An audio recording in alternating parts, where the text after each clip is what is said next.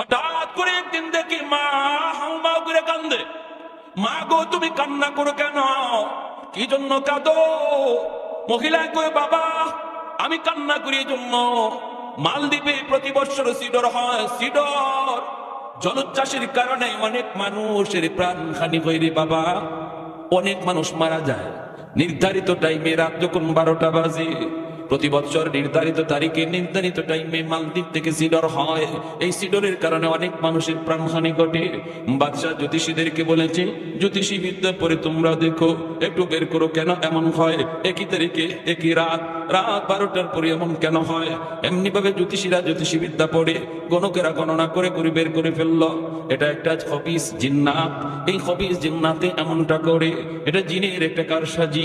যদি বাঁচাইতে হয় তাহলে মালদ্বীপের একটা সুন্দরী কুমারী মেয়েকে প্রতি বৎসর সাগরের পারের ওই যে রাম মন্দির, এই রাম মন্দিরে সন্ধ্যাবেলা রেখে দিতে হবে, সকালবেলা তার লাশ আনতে হবে।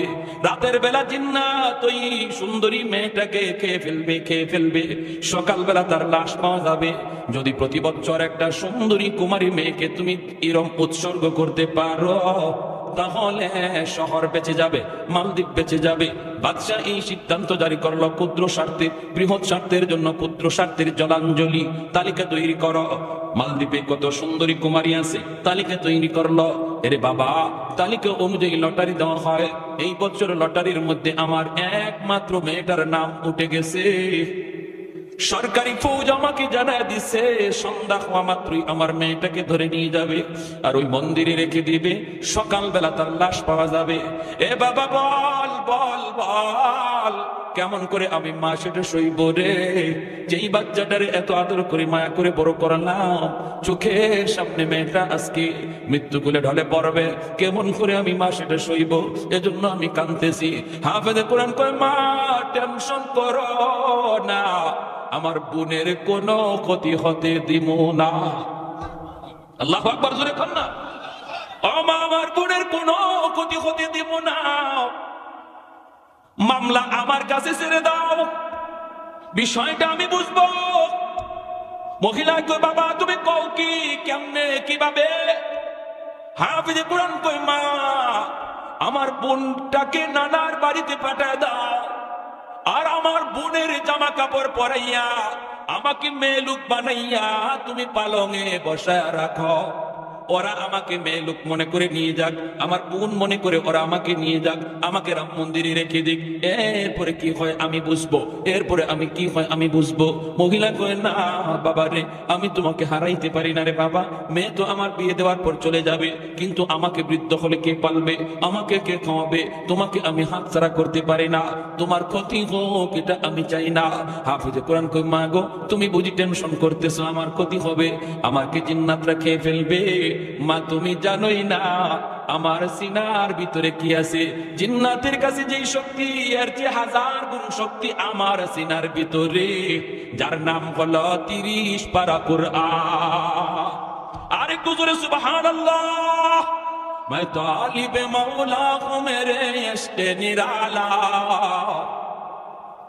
मैं तालिब मौला हूं मेरे इश्क़ निराला, है जुमला जहां जिनके तजल्ली से उजाला, है जुमला जहां जिनके तजल्ली से उजाला, मैं दर्द जहां गैर खुदा यार नदार, जुज़ी याद खुदा की दिगर कार नदारिम, जुज़ी याद खुदा की दिगर कार नदारिम। আমার ভাইরা বন্ধুরা, বুঝে আসতেছে আপনাদের? মনোযোগ সবার আছে তো? আলহামদুলিল্লাহ। হাফেজ সাহেব কি কয়? কয় মা গো টেনশন করো না, আমার সিনার ভিতরে 30 পারা কোরআন, এই কোরআনের শক্তি সিডরের শক্তির চেয়ে 1000 গুণ বেশি, ওই জিন্নাতের চেয়ে 1000 গুণ বেশি। মহিলা তো কোরআন কি জিনিস বুঝে না, কোরআনের মহত্ব বরত্ব সম্পর্কেও জানে না। মহিলা কই, বাবা কোন কোরআনের কথা বলো? কই মা গো তোমার এত কিছু বুঝতে হবে না, এতটুকু তুমি ইয়াকিন রাখো, তোমার সন্তানের বিন্দু পরিমাণ ক্ষতি হবে না। আল্লাহ, এমনে ছেলেটারে হাফিজ বানাইতেছেন, দিলটারে বড় করেন, আল্লাহ আপনার ছেলেরে পছন্দ করছে, আল্লাহ নিজে সিল মাইরা নির্বাচিত করছে, বিধায় তার মাদ্রাসার আসার সুযোগ হয়েছে। কোন বাবা কোন দাদার নিজস্ব ক্ষমতায় কোন সন্তান মাদ্রাসা আসতে পারে না যদি আল্লাহর তালিকায় সিল মারা না হয়। সুবহানাল্লাহ। পৃথিবীতে কিছু কিছু বিষয় আল্লাহ নিজে সিল মারে, আল্লাহ নিজে সিল মারে। এটা কোন মানুষের বাহাদুরি না। এক নাম্বার হলো নবী পয়গম্বর, কে নবী হবে কে রাসূল হবে এটা বুজুর্গির দ্বারা কোনোদিন হওয়া যায় না। আল্লাহ যারে চয়েস করে তারই নবী বানায়। ঠিক তেমনি ভাবে নবীর সাহাবী কারা হবে, আমার আপনার নবীর সাহাবী কারা হবেন, এটাও আল্লাহ গোটা উম্মতের মধ্যে আল্লাহ যে রূহটারে চয়েস করছেন তারই আল্লাহ নবীর যুগে পাঠাইছেন। আর এই যুগে কারা নবীর নায়েব হবে, কারা নবীর নায়েব হবে, কারা নায়েবে নবী হবে, নায়েবে রাসূল হবে, আলেম হবে, মুফতি হবে, মুহাদ্দিস হবে, এটাও কোন মানুষের হাতে না, আল্লাহর হাতে। সুবহানাল্লাহ। জোরে কোন সাধারণ বিষয় নয়। মনে করতেছে ছোট বাচ্চাটা এখানে হাঁটতেছে, কি হয়েছে ওর একটা ধমক দিলে, কি হয়েছে ওর একটা থাপ্পড় মারলে, কি হয়েছে ওর একটা গালি দিলে, খবর আছে আপনার? এই বাচ্চাটা এখানে আল্লাহ তারে নিয়ে আসছে, কারো কোনো মানুষের শক্তির দ্বারা আসে নাই। অতএব তার কলিজায় যদি ব্যথা লাগে, তার সাথে যদি বেয়াদবি হয়, আল্লাহর কুদরতি কলিজায় ব্যথা লাগে, আল্লাহর কুদরতি কলিজায় ব্যথা লাগে। আল্লাহ সইতে পারে না, আল্লাহ বরদাস্ত করতে পারে না। ছোট্ট একটা হাফেজ সাহেবের সাথে, ছোট্ট একটা বাচ্চার সাথে যদি আপনি খারাপ আচরণ করেন, এটা আল্লাহ সইতে পারে না। এটা আল্লাহ নিজের হাতে আনা, আল্লাহ কুদরতি হাতে আনা। এখন মহিলা তো টেনশনের ভিতরে পড়ে গেছে। সন্ধ্যাবেলায় সরকারি ফৌজ আসছে, সেই দরজায় নক করেছে, টক টক টক টক। মহিলা যেই মাত্র দরজা খুললো, কইলা দেখে সরকারি ফৌজ। কি দেখে? দেখা মাত্রই কয় রাম রাম রাম। রামে কোন কাম হইব? জোরে কোন কাম হয় কার দ্বারা? আরো জোরে কার? যেই কইছে রাম রাম রাম, হাফিজ সাহেব কয় রাখো তোমার কাম। ও মা, টেনশন করো না, ওরা কোনো কিছু দেখলেই তো ভগবান কইতে দেরি হয় না, ভগবান কইতে দেরি হয় না। আল্লাহর ঘরে বাইতুল্লাহ মূর্তি ছিল 360টা। কয়টা আছে? নবী 360টা মূর্তি বানছেন বাইতুল্লাহ। আর বর্তমানে মূর্তি হলো 33 কোটি। দেবতা ছিল 360টা, এখন হয়েছে দেবতা 33 কোটি। তার মানে যেটারে দেখে অবাক কিছু দেখে, এটারই ভগবান কইতে আর দেরি নাই। গরু দুধ দেয়, গাভী দুধ দেয়, হাই হাই হাই হাই, উলান কাটলে দুধ পাওয়া যায় না, তাহলে গাভী ওই ভগবান। বট গাছ বয়স কত? 100 বছর, কয় ভগবান। তুলসী গাছ এটা কি হয়? কয় এটা খাইলে পরে কাশ ভালো হয়ে যায়, কত ভগবান। বুঝলি কা? এই ভগবান বানাইতে বানাইতে 360 থেকে গেছে 33 কোটি।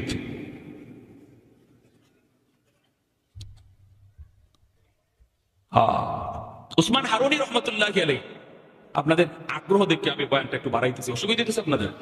সবার মনোযোগ আছে আলহামদুলিল্লাহ। আর আসছিও তো কম দূর থেকে না, আর ফাইসি আপনারা আজকে আর ছাড়বো না। ও মা গো, আর আমারও এমনি যাওয়া কালকে, আমার রাত্রে যাওয়ার কোনো সুযোগও নাই, বিমানের টিকিট হলো 11টায়, তো সারা রাত কাটাইলে অসুবিধা। আল্লাহ আমাদের এই বসাকে নাজাতের উসিলা বানাও, সবাই বলে আমিন। এখন উসমান হারুনি রহমতুল্লাহ আলাইহি, মঈনুদ্দিন চিশতি রহমতুল্লাহ আলাইহি উস্তাদ, ইনি একদিন খাদেম নিয়ে শীতের রাত্রে বের হয়েছেন, আর বলতেছেন বাবা একটু ওযু করব, পানিটা ঠান্ডা, দেখ না একটু আগুন নি পাওয়া যায়। খাদেম যায় দেখে কিছু মানুষ আগুনের পূজা করতেছে। আগুন যে ভগবান কয়, আগুনের পূজা করে। খাদেম যায় কয় বাইরে একটু আগুন দিবা নি। অগ্নি পূজারীরা কয় কেন? কয় আমার উস্তাদ পানি গরম করবো ওযু করার জন্য। অগ্নি পূজারীর দল তখন কয় এ শেখ মুসলমান, কস কি তুই? আমরা আগুনকে পূজা করি, দেবতা বলি, আগুন আমরা কোন শেখরে দিব না, কোন মুসলমানরে দিব না। খাদেম গেছে যায় কয় উস্তাদ জি, আগুনের সংবাদ তো পেয়েছি, সন্ধান পেয়েছি, কিন্তু ওরা আগুন দিতে রাজি না। কেন আগুন দিবে না? কয় ওরা আগুনের পূজা করে, আগুনকে ভগবান কয়, আগুনের সামনে উলু উলু উলু উলু দেয়। তখন উস্তাদ জি কয় চলো আমাকে নিয়ে চলো। ওসমান হারুনি তিনি নিজে আসলেন, আইসে বলতেছেন বাইরে একটু আগুন দেও না, দিলে তো কোনো ক্ষতি হবে না। কয় ক্ষতি বুঝি না, লাভ লস বুঝি না, মুসলমানরে আগুন দেওয়া যাবে না, কারণ আগুন আমাদের ভগবান, আগুন আমাদের খোদা, এটা কোনো মুসলমানরে দেওয়া যাবে না। উসমান হারুনি কয় আগুনের পূজা কত দিন যাবত করো? কয় 70 বছর যাবত। এর আগে কেলা করছে, এর আগে বাপে করছে, এর আগে কে করছে? কয় দাদা করছে, দাদাই করছে, বাপে করছে, আমরাও করি। উসমান হারুনি কয় এতদিন যাবত আগুনের পূজা করো কেন করো?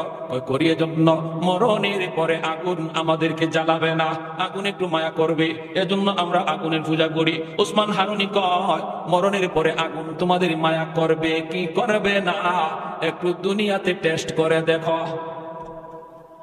কইটা আবার কেমন? কই পুরা বডি আগুনে দেওয়া লাগবে না, আঙ্গুল দিয়া দেখো। যদি আঙ্গুল না জ্বালায় তাহলে বুঝবা 70 বছর 80 বছরের ইবাদত কাজে লাগছে।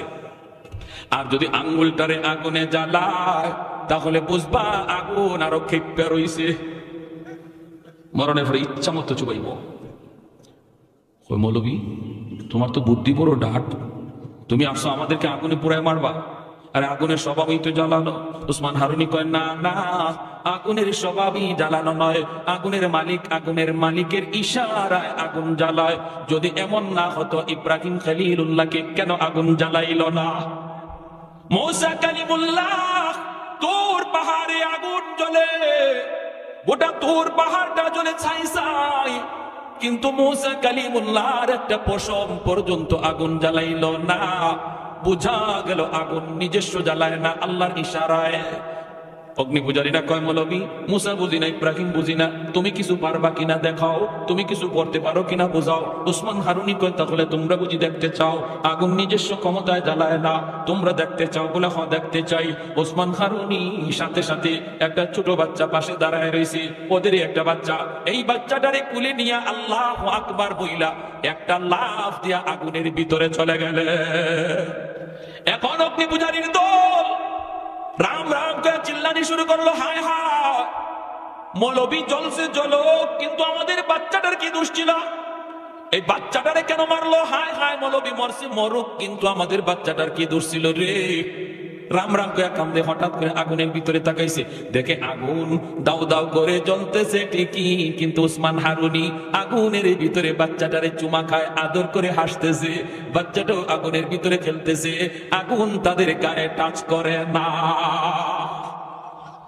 আল্লাহু আকবার বইলা বেশ কিছুক্ষণ আগুনের ভিতরে তাইকা আবার তিনি আল্লাহু আকবার বইলা আগুন থেকে বের হয়ে আসলেন। এখন অগ্নি পূজারী যারা ছিল ওরা সবাই কই কিরি আমরা এতদিন যাবত কারে ভগবান কই, কার পূজা করি? ভগবান তো আমাদের সামনে। আগুন কে ভগবান? যারা আগুন জ্বালাইছে না সে তো বড় ভগবান। এখন ওসমান হারুনির সেজদা দেওয়া শুরু করছে, আপনি ভগবান। 33 কোটির জায়গা তারও একটা দেবতা বাড়ছে। ওসমান হারুনি তখন লাঠি হাতে নিয়ে কয় হারামির দল, তোরা যারে দেখো সেরই ভগবান পিতে দেরি হয় না, হারাম। আমি ভগবান না, হচ্ছে আপনাদের যে আগুন জ্বালাইলো না, আগুন জ্বালাইছে না আমার মালিকের ইশারায়, আমি যারে মালিক কই, তোমরাও যদি তারে মালিক মানো আগুন তোমাদেরকেও মরণের পরে জ্বালাবে না। সাথে সাথে ওই মানুষগুলি কালেমা পড়ে মুসলমান হয়ে গেল। এজন্য বলতেছিলাম রে যুবক, ওই মহিলা যখনই কয় রাম রাম রাম, হাফিজে কোরআন কয় মাগো তুমি রাম বললো না, যে বাচ্চানার ইনি সব দেখতেছি। এমনি সরকারি ফজরা ঘরের ভিতরে ঢুকলো, ঢুইকে দেখে পালঙের মধ্যে একটা সুন্দর মেয়ে বসা। বলুন তো মেয়ে না ছেলে? সবার মনোযোগ আছে তো? আবার কিন্তু জায়গায় আসছি, মাঝখানে গেছিলাম গা অন্যদিকে, জায়গা কিন্তু আসছি। ছেলে না মেয়ে? জোরে করেন, পিছনের লোকেরা ছেলে না মেয়ে? মেয়ে লোকের পোশাক পরে বসা। বোন রে নানার বাড়ি পাঠায় দিছে, কই নানির হাতের পিঠা খাও গিয়া। আর এদিকে আমি সামলাই, বোনের কাপড় পইরা বইসে রইছে সরকারি ফৌজ। ভিতরে ঢুইকে দেখে পূর্ণিমার চাঁদের মতো চেহারা, এত সুন্দর, কারণ দাড়ি নাই, মোছ নাই, বয়স তো কম, মেয়ে লোকের মতোই লাগে। আইসা যখন ওরা কয় হাইরে এত সুন্দর মেয়ে তো কোনোদিন দেখলাম না রে মালদ্বীপ, হাইরে আজকে এত সুন্দর মেয়েটারে আমরা জিন্নাতের খাবার বানায় দিব, এই বইলা বলতেছে চলো। যেই মাত্র ধরতে চায় হাফেজ কয় আমারে ধরা লাগবে না, আমি নিজেই যাব। আমারে টান দেওয়া লাগবে না, কারণ আমারও বোঝা দরকার আছে বিষয়টা কি, এখানে ঘটনাটা কি, এটা আমারও বোঝার দরকার আছে। আমার টানাটানি হেসলা হেসলি করা লাগবে না। চলছে তো চলছে, বোনের কাপড় উপরে নিচে তার নিজের কাপড়, আর শুধু মারে বলছে মা গো আমার একটা জায়নামাজ দিয়ে দিও। আল্লাহু আকবার জোরে কর। লোকে এসে জায়নামাজটার সাথে নিয়ে চলে গেছে রাম মন্দিরে। বিশ্ববিখ্যাত পর্যটক আল্লামা ইবনে বতুতা, তার কিতাবের নাম হলো রিহলাতে ইবনে বতুতা, এই কিতাবের ভিতরে বাস্তব ঘটনাটা তুলে এনেছেন। আজকে বিশ্ব মানচিত্রে মালদ্বীপ একটা মুসলিম দেশ, কেমন করে মুসলিম দেশ হলো? এরা মুসলমান ছিল না, এরা ছিল সব হিন্দু। আজ কেন তারা মুসলিম হলো, কেমনে হলো? একজন হাফেজ কোরআনের বরকতে, একজন হাফেজ সাহেবের উসিলায় আল্লাহ পাক গোটা মালদ্বীপকে ঈমান দিয়া দিছে। চলে গেল রাম মন্দির, মন্দিরের ভিতরে রেখে সরকারি ফৌজ তারা চলে আসলো। আর হাফেজ সাহেব মন্দিরের ভিতরে ঢুকে সে মেয়ে লোকের পোশাক টাস টাস করে খুলে ফেললো। নিচে তো নিজের পোশাক, যায় নামাজখানা বিছাইয়া মন্দিরের ভিতরে আল্লাহর কদমে সিজদায় পড়ে গেল। আল্লাহর কদমে সিজদায় পড়ে কই মালিক, আজ প্রমাণ হবে জিন্নাতের পাওয়ার বেশি নাকি তোমার কোরআনের পাওয়ার বেশি। আজ প্রমাণ হবে গো মালিক, আজ প্রমাণ হবে ইসলাম ধর্ম সত্য নাকি ভিন্ন ধর্ম সত্য। আজ প্রমাণ হবে সূরা ইয়াসিনের পাওয়ার বেশি নাকি এই সিডরের পাওয়ার বেশি। আল্লাহর কালাম তেলাওয়াত করা শুরু করে দিল। রাত যখন 12টা বেজে গেল, এই মন্দিরের ভিতর থেকে সাগরের দিকে তাকায়, সাগরের দিকে তাকায়, দেখে সাগর থেকে পানিটা এরকম ভাবে অদ্ভুত আকারে রূপ নিয়া, অদ্ভুত আকারে রূপ নিয়া এই পানিটা উঁচু হইয়া মালদ্বীপের দিকে আক্রমণের জন্য রেডি হয়েছে। এমনি হাফেজে কোরআন মন্দির থেকে সূরাতুল ইয়াসিন, আল্লাহর কোরআনের সূরা ইয়াসিন পয়রা ফু দিল। চোখের পানিটা ঝরায় ঝরায় কান্দে আর কয় মালিক, আজ প্রমাণ হবে কোরআনের ইয়াসিনের পাওয়ার বেশি নাকি ওই জিন্নাতের পাওয়ার বেশি। আল্লাহ পাক সূরা ইয়াসিনটারে একটা অ্যাটম বোমার মতো আল্লাহ শক্তিশালী বানাইয়া, কোরআনের এই ফুয়ার বাতাসটারে আল্লাহ পাক পাওয়ারফুল বানাইয়া এই পানির বিপক্ষে আল্লাহ পাক পাঠায়া দিলেন, মোকাবেলায় পাঠায়া দিলেন। সাগরের মাঝামাঝিতে আল্লাহর কালাম সূরা ইয়াসিন যাইয়া এমন ভাবে সিডরকে, পানিকে আর জলোচ্ছ্বাসকে আঘাত করলো, মুহূর্তের ভিতরে পাহাড় পরিমাণ পানি আবার সাগরে দেবে গেল। আর একটু জোরে সুবহানাল্লাহ। কোরআনের পাওয়ার বেশি, ঠিক কিনা জোরে বলেন। আহাদুল লাইসা কামিসলি সামাদুল লাইসা কাফাদলি লিমানিল মুলকু তুকুই তো সাজাওয়ার খুদাই তো খুদাওয়ান্দে ইয়ামিনি তো খুদাওয়ান্দে ইয়াসারি तो खुदावंद ज़मीनी तो खुदावंद समाई, तो रहीमी तो करीमी तो समीई तो बसीरी, तो मुइद्दी तो मुदिल्ली तो मालिकिल अर्शी बजाई। ज़ुरकुन अल्लाहु अकबर। কোরআনের দাম আসেনি না নাই? পাওয়ার আসেনি না নাই? ঘরে কোরআন তেলাওয়াত করা, এরপরে কি হয় আরো মজার ঘটনা। তেলাওয়াত যদি ঘরের ভিতরে হয়, ঘরের ভিতরে শক্তি চলে আসে। তুমি যদি হালাল হারাম মাইনা চলো আল্লাহর গোলাম, তুমি যদি মানুষের হক নষ্ট না করো রে যুবক, প্রতিবেশীর সাথে ভালো আচরণ করো, তার জমি তুমি দখল কইরো না, না না মানুষকে অন্যায় ভাবে কলিজায় আঘাত দিও না, না স্ত্রীর সাথে খারাপ আচরণ কইরো না, সে তো তোমার ঘরে মজলুম, সে তো তোমার ঘরে দুর্বল, তুমি স্ত্রীর সাথে খারাপ আচরণ কইরো না, তুই তুকার কইরো না, মারধর কইরো না। আল্লাহ বলে আশিরু হুন্না বিল মারুফ, তোমরা তোমাদের স্ত্রীদের সাথে ভালো আচরণ করো। আমি আল্লাহ তোমাদেরকে উপদেশ দিচ্ছি, কারণ এই মেয়েটা বাবার ঘরে ছিল, ভাইয়ের কাছে ছিল, মা বাবা ভাই বোন সব সাইরা স্বামীর হাত ধরে অচেনা অজানা জায়গার মধ্যে চলে এসেছে। এই এলাকার মানুষগুলি কেমন আল্লাহর বান্দি জানে না, এই ঘরের মানুষগুলি কেমন তাও জানে না, শ্বশুরের মেজাজ কেমন জানে না, শাশুড়ির মেজাজ কেমন জানে না, ননদের মেজাজ কেমন জানে না। সব কিছুকে মায়ার মানুষ, মহব্বতের মানুষগুলাকে পর কইরা অচেনা মানুষগুলিকে আপন বানাইয়া যে মহিলাটা চিরদিনের জন্য স্বামীর হাত ধরে আসলো, এই ঘরে স্বামী ছাড়া তার আপন বলতে কেউ নাই। তুমি স্বামী যদি তার একটু মায়া না করো, আদর না করো, একটু বুক ভরা ভালোবাসা না দেউরে যুবক, আল্লাহর বান্দি এই ঘরে সারাটা জীবন কেমন করে কাটাবে? তোমার কোনো আচরণে যদি সে কষ্ট পায়, রান্নাঘরে গিয়া যদি এক ফোঁটা চোখের পানি ঝরায়, আল্লাহর আদালতের ফাইলে গিয়া চোখের পানিটা জমা হয়। হাসরের ময়দানে বহু স্বামী স্ত্রীর মামলায় আল্লাহর আদালতে আসামি হবে। যারা স্ত্রীর উপরে জুলুম করেছ, জুলুম করেছ, যৌতুক চাইয়া আর এমনি ভাবে তার বাপের বাড়িতে টাকা চাইয়া, প্রেসার ক্রিয়েট কইরা যারা জুলুম করেছ রে যুবক, মনে রাখো, মনে রাখো, এই দিন দিন নয়, এই জীবন জীবন নয়, মরণের পরের জীবনটাই হলো আসল জীবন। ওই জীবনে বহু স্বামী আল্লাহর আদালতে স্ত্রীর মামলায় আসামির কাঠ করায় দাঁড়ায় থাকবে। এজন্য বলি স্ত্রীদেরকে মায়া কইরো, মায়া কইরো। আমার নবী মায়ার নবী আম্মাদান আয়েশা সিদ্দিকা রাদিয়াল্লাহু তাআলা আনহা কই নবী আয়েশা আমাকে বলতেছেন, আয়েশা গ্লাসের যেই জায়গা দিয়ে তুমি পানি খাইছো আমারে গ্লাসটা তুমি দাও, বাকি পানিটা আমি খাবো। নবী বাকি পানিটা খাইতে যায়া অন্যদিকে নবীর গ্লাস মুখটা লাগানোর জন্য আমি বললাম নবী গো অন্যদিকে মুখটা লাগান। আমি ওই জায়গায় মুখ লাগায় পানি পান করছি। নবী কয় আয়েশা আমি বাকি পানিটাও খাবো, আর যেখানে তোমার টুট লাগছে ওই জায়গায় টুট লাগাইয়া আমি পানি পান করব। তাহলে মহব্বত ভালোবাসা বিয়ার আগে নয়, বিয়ার পরে। ঠিক কিনা জোরে বলেন? বিয়ার আগেরটা হলো হারাম, আর বিয়ের পরের ভালোবাসা হলো সওয়াব আর সওয়াব, খালি নফল বন্দেগী নফল বন্দেগী। ঠিক কিনা?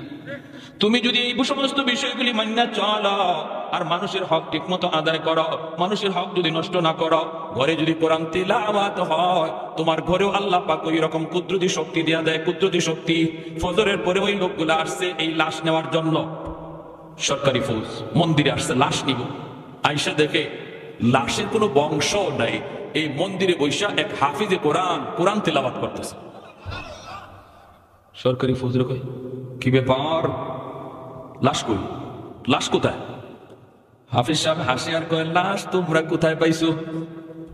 কেন সকাল রাতের বেলা যে মেয়ে লোক আনলাম, মেয়ে লোক কোথায়? মেয়ে লোকের বংশ নাই। কত রাত্রে জানলাম? আমাকেই তোমরা আনছ। আনলাম মেয়ে, তুমি ছেলে, কি শুরু করছো? মাথা ঠিক আছে নি? হাফেজে কোরআন কয় আমার মাথা পুরাপুরি ঠিক আছে, তোমাদের মাথা গেছে। আমার বোন রে নানার বাড়ি পাঠায় দিয়েছি, বোন তো নানার বাড়ির পিঠা খায়, আমি তো বোনের কাপড় পরে এখানে বসাছিলাম, আমাকে মেয়ে লোক মনে করে তোমরা নিয়ে আইসো। এমনি সরকারি ফৌজরা কৌ কি তুমি যুবকের বালক, তুমি কৌ কি তাহলে তুমি যে মরলা না, সিডর হলো না, ঘটনা কি? হাফেজ সাহেব কয় তোমরা কি মনে করছো সিডোর আমাকে মেরে ফেলবে, খেয়ে ফেলবে? এই আহাম্মকের দল, তোমরা জানোই না আমার সিনার ভিতরে কত পাওয়ার। আল্লাহ আমার সিনার ভিতরে 30 পারা কোরআন রেখে দিয়েছে, যার পাওয়ার হলো সিডোরের চেয়ে হাজার গুণ বেশি। আমি তো আল্লাহর কালামের 30 পারা কোরআন তিলাওয়াত করি না, মাত্র সূরা ইয়াসিন পড়া ফু দিলাম। এতেই সিডোরের জায়গায় দেবে গেল, সামনে আসার সাহস পেল না, আমারও কোনো ক্ষতি হলো না। তোমরা কি শুরু করছো? জিন্নাতের সাথে তোমরা পারো না, সমস্ত ক্ষমতা লইয়া জিন্নাতের সাথে পারো না। আর মুসলমান কোরআন লাগে না, বরং কোরআনের একটা সূরা পড়া ফু দিলে জিন্নাতের অস্তিত্ব থাকে না। ঠিক না? হ্যাঁ, উলামায়ে কেরামে জিন্নাতরা খুব ভয় পায়, এজন্য কারণ এদের সিনায় কোরআন আছে, খুব ভয় পায় জিন্নাতরা। আমার এক উস্তাদ ছিলেন সিলেটে, রমজান মাসে হুজুরের ছাত্রদেরকে পড়াইতেন। হুজুর অন্ধ ছিলেন, অন্ধ, চোখে দেখতেন না। আমরা সরফ নহ পড়ার জন্য হুজুরের কাছে যাইতাম। আমি রমজান মাসে গেছি একবার ট্রেনিং এ, যাইতেই ক্লাসে যখন বসছি, হুজুর আসবেন এর আগে আরেক উস্তাদ আসছেন, এসে বলতেছেন বাবা তোমরা তো এখানে বসছো ক্লাসে, কিন্তু মনে রাখবা হুজুরের ক্লাসে শুধু তোমরা না, আরেকটা জাতি আছে। এই জাতি তোমাদের মতোই মানুষের বেশ ধরে ক্লাসে বসছে হুজুরের ক্লাস শোনার জন্য, বিয়াদবি করবা না, যদি করো ক্ষতি হয়ে যাবে। এই কথা শোনার পরে আমরা ছোট মানুষ, আর কলিজা পানি আছে। গেলাম হুজুরের কাছে রাতে, ঘটনা কি শুনলাম যে হুজুরের এখানে রাত 12টার পর অত্র এলাকার যত জিন্নাত আছে, সমস্ত জিন্নাতদের ভিতরে যত মারামারি ঝগড়া ফাসাদ হয়, সব বিচার হুজুর নিজে করেন রাত 12টার পরে। জিন্নাতদের ভিতরে যত মারামারি ঝগড়া ফাসাদ, এর বিচার হুজুর করে রাত 12টার পর। আমারে খুব মায়া করতেন হুজুরে, খুব মায়া করতেন।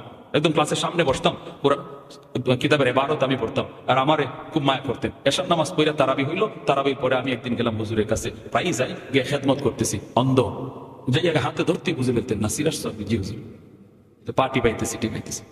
আমার আজকে উদ্দেশ্য হইল আরেকটা, আমার উদ্দেশ্য হইল আজকে রাতে 12টার পরেও আমি যাবো না, আমার দেখতে হবে বিচার কেমনে হয়। এখন 12টা কাছে যেতেছে, 11টা হয়ে গেছে, 11:30 বাজে। হুজুর বলতেছে নাসির কয়টা বাজে? আমি হুজুর 11:30টার কাছাকাছি। বাবা চলে যাও। আমি তো লড়ি না, আমি বলতেছি হুজুর আমার দেখতে মন চায়। হুজুর কয় বাবা ভয় পাবা, চলে যাও, ভয় পাবা। হুজুর বলতেছি না ভয় পাবা, যাও। এরা একদিন এমনি তোমার খাদেম হয়ে পিছনে ঘুরবে, এখন ভয় পাওয়া চলে আসছে। খালি আমার ক্লাসমেটটা, আমরা যে রুমে ঘুমাই এখানে আসছি, একজনের বিদেশে নাসির ভাই আমার প্রস্তাব ধরছে, আমি যেমন প্রস্তাব করে আসো, অপ্রস্তাব করতে গেছে, প্রস্তাব যে জায়গায় করবে এখানে পাশে একটা জঙ্গল, ওখান থেকে দৌড় দিয়ে রুমে আইসা করে আমি শেষ, একদম মুখ দিয়ে ফেফড়া বাইরে গেছে। আমরা তাড়াতাড়ি দৌড়লাম, ধরে কি হয়েছে, হুশ নাই। আমি দেখলাম জঙ্গলের ভিতরে একটা মহিলারে আর একটা পুরুষে পিটাইতেছে, সাদা পোশাক, আর কাঁদতেছে আর দৌড়তেছে জঙ্গলের ভিতরে। ছোট বাচ্চা দেখে তো ভয় পাইছে। এখন হুজুরের মেয়ের জামাই আসছে, আইসা উনি এই সংবাদ শুই না হুজুরে গেছে জঙ্গলের সামনে, হুজুরের মেয়ের জামাতা, উনিও আমাদের উস্তাদ, উনি জঙ্গলের সামনে গিয়ে দেওয়া ভাষণ, শোনা আব্বা এত করে কইল তোমাদেরকে যে কোনো ছাত্রের সামনে তোমরা এমন কোনো কাজ কইরো না যে কাজে ছাত্ররা ভয় পায়, কারণ এরা নবীর মেহমান, এরা নবীর মেহমান, এরা নবীর মেহমান। অতএব আজ যেটা করছো বিচার কি হবে ভালো করে বুঝে যাইও। এই কথা কইয়া উনি জঙ্গলের সামনে ভাষণ দিছেন, জঙ্গলের সামনে। ফজরের সময় আমি যাইতেছি মসজিদে, হুজুরে লাঠি বর্তে বর্তে চলে যেতেছেন, আর আমি পিছনে পিছনে জায়গা ধরতে হুজুর বলতেছে নাসির, আমি জি হুজুর। ঘটনা করছে রাত 12টার দিকে, আর 3টা বাজে আমি হুজুরে নিয়ে মসজিদে যাইতেছি, এর ভিতরে কেউ হুজুরের কাছে যাই নাই। আমি গিয়ে লাঠি ধরতে হুজুর বলতেছে নাসির, গত রাতে কি হয়েছে, আমার খবর হয়ে গেছে নি? আমি বললাম হুজুর এই ঘটনা। তখন হুজুর বলতেছে বাবা ওরা খেয়াল করে নাই যে এখানে একটা মাদ্রাসার ছাত্র প্রস্রাব করতে বসছে, হাজত সারতে বসছে, ওরা খেয়াল করতে পারে নাই, এজন্য আমার কাছে আইসার সাথে সাথে মাপ চাইছে, আর বলছে আর কোনোদিন এমনটা করবে না, অতএব আমি মাফ করে দিয়েছি, তোমরা মাফ করে দিও, আর এত রাত যাইব না, এত রাত জাগনা থাকো। এই জন্য জিন্নাতরা উলামায়ে কেরামকে খুব শ্রদ্ধা করে, খুব শ্রদ্ধা করে, কারণ এটা আল্লাহ কালামের খাতিরে, ঠিক কিনা? আমরা মানুষ হয়ে পারলাম না, আমরা মানুষ হয়ে তাদেরকে হেয় চোখে ছোট চোখে দেখলাম, যেখানে আল্লাহ হাসরের মাঠে কইব কোথায় উলামায়ে কেরাম, পর্দার ভিতরে আসো, যেরকম সুবহানাল্লাহ, ইয়া মাশারাল উলামা তামাইয়াজু বাইনাহুম, হাসরবাসী থেকে আলাদা হও, পর্দার ভিতরে আল্লাহ নিয়ে আসবে। একজন আলেম ভুল করেছে, আল্লাহ বলবে কেন ভুল করছো? তখন বলবে আল্লাহ ভুল হয়ে গেছে, ইন্নী লাম আদা ফীকুম ইলমি লিওয়াযিবাকুম। আল্লাহ নিজে বলবে, কত বড় কথা, হাদিসে কুদসি, আল্লাহ বলবে আমি জাহান্নামের আগুনে জ্বালানোর জন্য তোমার সিনায় কোরআন দেই নাই, অন্যায়টা কেন করছো? আলেম কইব আল্লাহ ভুল হয়ে গেছে, ওই পর্দার ভিতরেই আল্লাহ কইব আমার কোরআনের ইজ্জতের খাতিরে তোমারে মাফ করে দিলাম। হাসরবাসী একজন মানুষ দেখবেও না, শুনবেও না, হাসরের ময়দানে প্রত্যেকটা মানুষ মানুষের বিচার দেখবে, জিনাকুরের বিচার দেখবে, সুদকুরের বিচার দেখবে, বেবিচারের বিচার দেখবে, শাস্তি দেখবে, কিন্তু আলেমের বিচার কখন হইছে, কোন জায়গায় হইছে, হাসরবাসী কেউ দেখবেও না, শুনবেও না, শুধু কোরআনের খাতিরে। আর আমি মানুষ হইয়া আল্লাহ ছাড় দেয়, আমি ছাড় দেই না। একজন আলেমের মর্যাদা আল্লাহ দেয়, আমি দিতে পারলাম না, আমি কত বড় নালায়েক, আমি কত বড় আহমক, কি জবাব দেব আল্লাহর কাছে? আল্লাহ যদি বলে আমি পর্যন্ত ছাড় দিলাম, তুই পারলি না, মাদ্রাসার বিরুদ্ধে কথা বললি, একজন আলেমের বিরুদ্ধে কথা বললি, একজন ইমামের বিরুদ্ধে কথা বললি, আলেমকে হ্যাঁ চুকে দেখলি, নালায়েক। এই খবর সাথে সাথে ফৌজ লেগে মন্ত্রীকে জানাইছে, বাদশারে জানাইছে, এরপরে কাণ্ডটা কি করছে 2 মিনিটে ফিনিশিং দিয়ে দিব। শুধু আমি আপনাদের কাছে একটা কথা জানতে চাই, আল্লাহর জমিনে দিন জিন্দা থাক, মাদ্রাসার খাতিরে, কোরআনের তালিমের খাতিরে কারা কারা চাই একটু হাত উঠে আল্লাহরে দেখায়। আল্লাহ তুমি প্রতিটা হাতকে কবুল করো, জোরে বলে আমিন, আরো জোরে বলে আমিন। একজন ভাই বলেন হুজুর আমি ইনশাআল্লাহ নবীর এই ঘরে 10,000 টাকা আমি দান করবো ইনশাআল্লাহ, যেন আল্লাহর জমিনে আল্লাহর দ্বীন জিন্দা থাকে, যেন আল্লাহর জমিনে আল্লাহর কোরআনের তালিম চালু থাকে। একজন ভাই উঠবেন না? জনাব মোহাম্মদ আনিসুর রহমান সাহেব, চেয়ারম্যান সাহেব, 10,000 টাকা। এক হুজুর এখন মারহাবা হয় নাই, আরো জোরে মারহাবা। আল্লাহ চেয়ারম্যান সাহেবকে দেশ ও দেশের খেদমত করার তৌফিক দাও, ইসলামের খাদেম বানাও, আমিন ইয়া রাব্বাল আলামিন, আমিন ইয়া রাব্বাল আলামিন। চেয়ারম্যান সাহেবের মতোই এরকম আরো 1-2 জন 10,000 দেওয়ার মতো লোক আপনাদের জানা মতে আসেননি না? নাই, আওয়াজ আসতে এসে বোঝা যায় নাই? 10,000 দেওয়ার মতো আর কেউ আছেন? আল্লাহ তুমি তোমার ওই বান্দার দিলটাকে নরম করো, আমরা দোয়া করি। আল্লাহ তুমি তোমার ওই বান্দার হায়াতে বরকত দিও। আল্লাহ আসমানি জমিনে বিপদ থেকে দানের খাতিরে হেফাজত কইরো। আল্লাহ তার আব্বা আম্মার হায়াতে বরকত দিও, তার বিবি বাচ্চার হায়াতে বরকত দিও। আল্লাহ তোমার নবী রওজায় তার দানের খবর নগদ পৌঁছে দিও, আমিন কোন সবাই আমিন। 2 নম্বরে একজন ভাই 10,000 টাকা, 2 নম্বর 10,000 টাকা। স্টেজে আছেন অনেকেই মেহমান, ডানে বামে আছেন অনেকে, 10,000 টাকা একজন আল্লাহর বান্দার কাছে আমরা চাইতেছি। 2 নম্বরে একবারে পারেন না 2 বারে দেন, 2 বারে পারেন না 3 বারে দেন। মাইকের আওয়াজ যদ্দূর যাইতেছে, গাছপালা আপনার দানের সাক্ষী হইতেছে, এমনকি প্রতিটা ইট পর্যন্ত দানের সাক্ষী হবে, ইটের বালুটা পর্যন্ত সাক্ষী দিবে, আল্লাহ আমরা তোমার বান্দার নাম শুনেছি, আল্লাহ তোমার নবীর বাগানে দান করছে। কে আসি ভাই? 10,000 10,000 মহিলার খবরে তো দূর থেকে কেমনে নিব? মহিলাদের ভিতরে অবশ্যই আছেন, দিলওয়ালা মহিলা আছেন, কিন্তু খবর আইতে তো দেরি হয়ে যাবে। এজন্য পুরুষদের ভিতর থেকে বলেন, ও মহিলাদের দেশ দেখে আপনি মহিলা একজন ভাই হিম্মত করেন, এতগুলা মানুষ আপনারা 5,000 5বারে দিয়ে দিয়েন, 1,000 1,000 করে 5বারে দিয়ে দিয়েন, 5,000 টাকা। একজন ভাই যিনি সবার আগে বলবেন, 2জন মানুষের 5,000 করে, একজন ভাই যিনি সবার আগে বলবেন, আল্লাহ আপনাকে এরপরে যিনি বলবে তার সমান সব দিবে, কারণ আপনি আগে হাত উঠে উৎসাহ দিচ্ছেন। কে আছেন? 5,000 ডানে বামে স্টেজে অনেক আছেন আলহামদুলিল্লাহ। আল্লাহ ধন দিছে, মন দিছে। মাদ্রাসা কিনা? আচ্ছা আলহামদুলিল্লাহ। কিনা নুরুজ্জামান সাহেব 2,500 টাকা, মারহাবা, আল্লাহ কবুল করো। আমি 5,000 চাইছি। নুরুজ্জামান সাহেব যদি আরো 5,000 আরো 2,500 দিয়া দেয়, 5,000 মিল হয়ে যায় না? কি করেন আপনারা? আলহামদুলিল্লাহ। আমার চাচা আমার আব্বার বয়সে আলহামদুলিল্লাহ আল্লাহ দিল দিছে, মন দিছে। 2,500 চাইছি, আমরা পাইছি। 2,500 চাইতেছি, আপনারাও চাননি? আলহামদুলিল্লাহ কোন আলহামদুলিল্লাহ। আল্লাহ কবুল করো, মঞ্জুর করো। 5 লক্ষ টাকা হালাল তরিকা মালিক বানায়। আমিন একটু আসতে বলেন আপনারা। আপনারা আমিনের মধ্যে কৃপণতা করেন, জোরে কোন আমিন। আল্লাহ কবুল করো, মঞ্জুর করো, জানে মালে বরকত দান করো, আমিন ইয়া রাব্বাল আলামিন। আর কেউ আছেন 5টা হাত? আল্লাহ নবীর ঘরের জন্য। আল্লাহ মিনাল খাসিরিন রব্বির হামহুমা কামা রাব্বায়ানি সগীরা, রব্বির হামহুমা কামা রাব্বায়ানা সগীরা।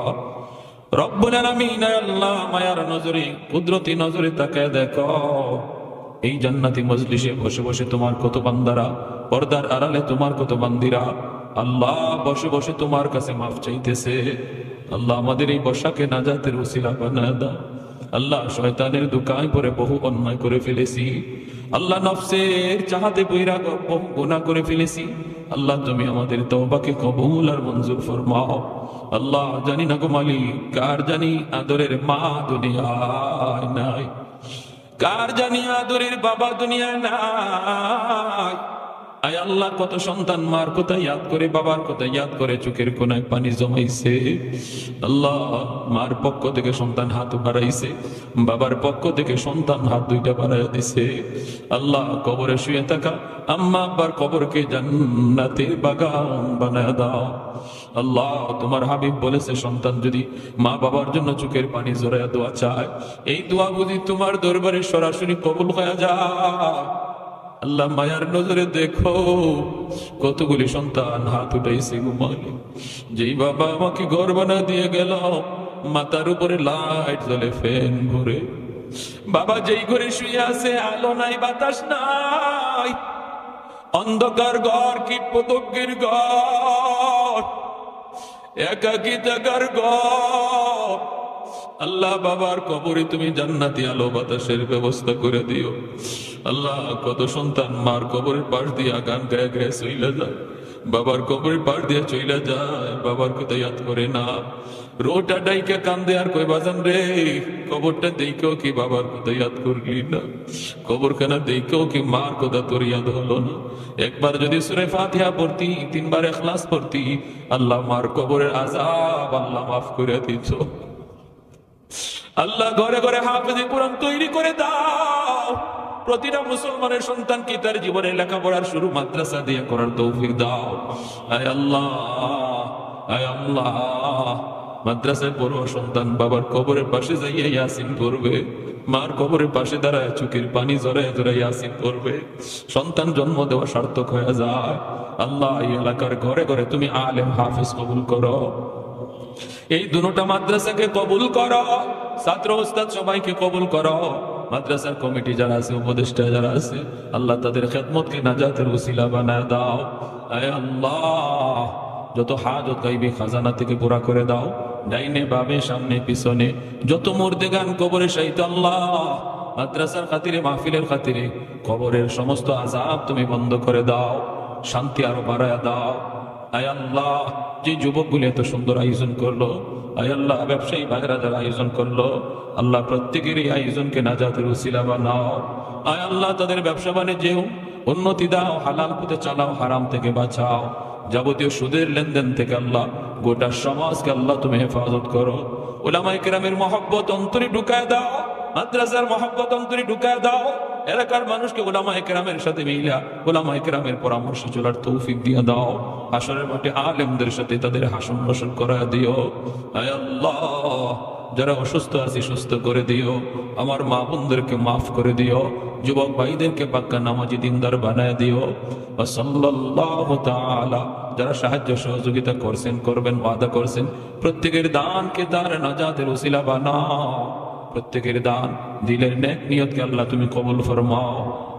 ওয়াসাল্লাল্লাহু তাআলা আলা খাইরি খালকিহি মুহাম্মাদিন ওয়া আলিহি ওয়া আসহাবিহি আজমাইন। আমিন আমিন বিরহমাতিকা ইয়া আরহামার রাহিমিন।